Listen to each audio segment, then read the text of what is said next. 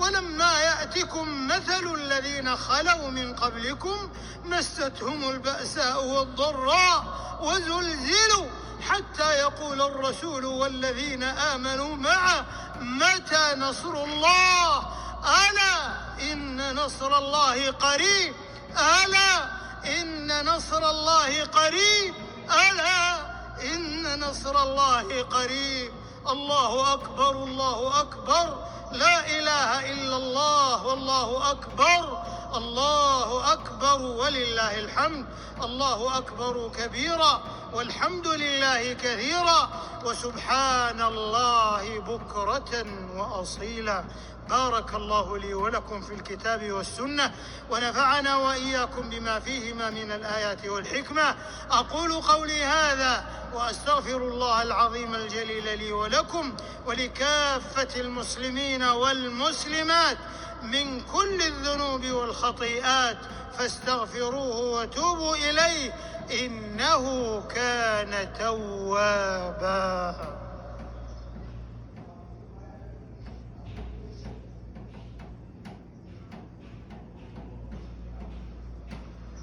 الله أكبر الله أكبر الله أكبر الله أكبر الله أكبر الله أكبر الله أكبر الله أكبر الله أكبر لا إله إلا الله. الله أكبر الله أكبر ولله الحمد.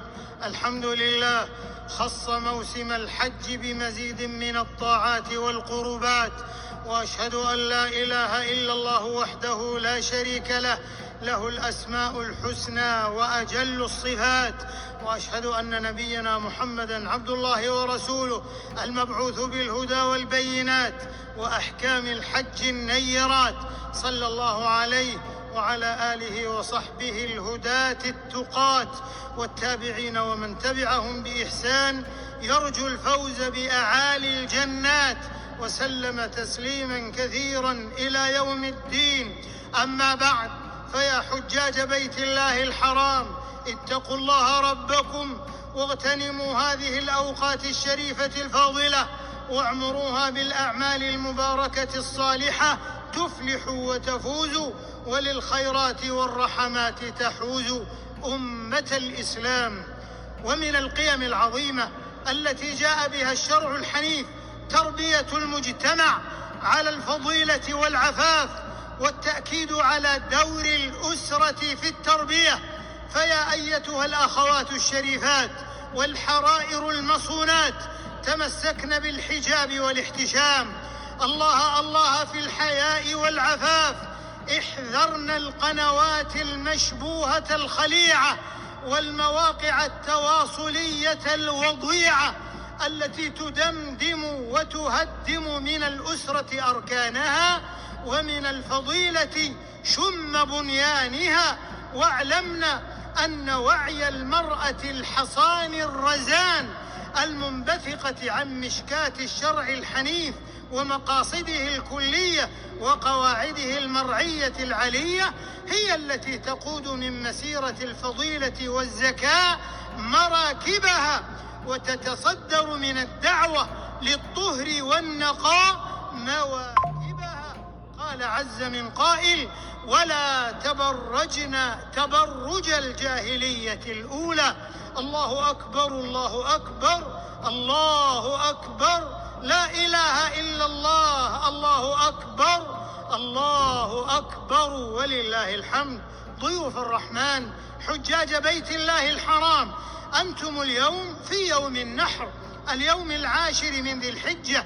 في هذا اليوم الأغر يتوجه الحجاج إلى منى لرمي جمرة العقبة ب7 حصيات متعاقبات. فإذا فرغ الحاج من رمي جمرة العقبة ذبح هديه إذا كان متمتعا أو قارنا، فإن عجز عن الهدي صام 10 أيام، ثم يحلق الحاج رأسه وبذلك يتحلل التحلل الأول فيباح له كل شيء إلا النساء. ثم يتوجه الحجاج إلى مكة ليطوفوا طواف الإفاضة، وهو ركن من أركان الحج لا يتم الحج إلا به، ثم ليقضوا تفاثهم وليوفوا نذورهم وليطوفوا بالبيت العتيق. وبعد الطواف يسعى بين الصفا والمروة إن كان متمتعا. أما القارن والمفرد فليس عليهما إلا سعي واحد، ويحصل التحلل الثاني ب3 أمور، هي رمي جمرة العقبة والحلق أو التقصير وطواف الإفاضة.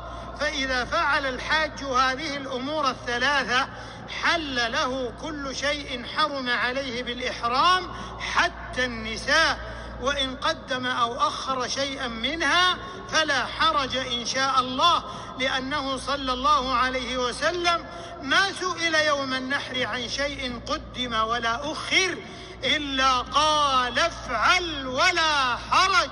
الله أكبر، الله أكبر، لا إله إلا الله، الله أكبر، الله أكبر ولله الحمد. الله أكبر كبيرا والحمد لله كثيرا وسبحان الله بكرة وأصيلا. حجاج بيت الله الحرام، وإن من واجبات الحج أن تبيتوا الليلة بمنى اتباعا لسنة المصطفى صلى الله عليه وسلم. ويوم غد إن شاء الله هو اليوم 11 من ذي الحجة، أول أيام التشريق المباركة التي قال الله جل وعلا فيها واذكروا الله في أيام معدودات. قال ابن عباس رضي الله عنهما هي أيام التشريق، وقال عليه الصلاة والسلام أيام التشريق أيام أكل وشرب وذكر لله عز وجل، رواه مسلم. فأكثروا رحمكم الله من ذكر الله وتكبيره في هذه الأيام المباركة، امتثالا لأمر ربكم تبارك وتعالى، واستنانا بسنة نبيكم محمد صلى الله عليه وسلم، واقتفاء لأثر سلفكم الصالح رحمهم الله. فقد كان الصحابة رضي الله عنهم يكبرون في هذه الأيام الفاضلة، وكان عمر رضي الله عنه يكبر في قبته بمنى، فيكبر الناس بتكبيره. الله أكبر، الله أكبر، لا إله إلا الله، الله أكبر، الله أكبر ولله الحمد. وقد كان من هديه صلى الله عليه وسلم وهو القائل لتأخذوا عني مناسككم في هذه الأيام المباركة رمي الجمار